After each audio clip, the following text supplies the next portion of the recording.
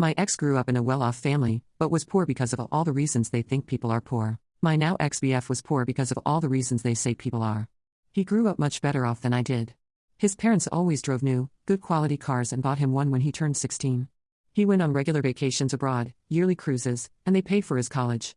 Any sport or hobby he wanted to pursue, they paid for. He lied to me about his finances when we first got together. He told me all about his upbringing, but that now he was cutting back on expenses to save up for the future. Turns out he couldn't stop spending money, and his family cut him off. 10 years later, he is completely broke, in tens of thousands of dollars in debt, and still can't stop spending money.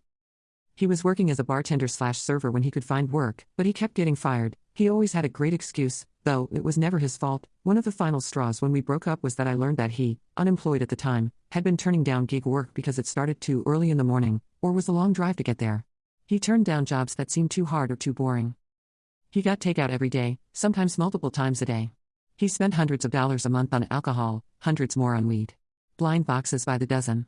He had multiple streaming services, all without ads, plus cable. If there were a way to pay for a free service, he would do it. He impulsively bought anything and everything. He paid the premium for convenience. He never bought in bulk, never went to a cheaper store, never price checked, never once thought, dang, I want this, but I can wait and buy it as a treat later, or maybe I can make do without this right now. If it crossed his mind that he wanted it, he would buy it immediately. He hid all of this from me. I was buying him gas and groceries while he was hitting me up for rent money, door dashing and food, while the groceries I bought rotted in his fridge. I grew up pretty poor. We never had to have sleep for dinner, but everything we owned was thrifted or from church giveaways.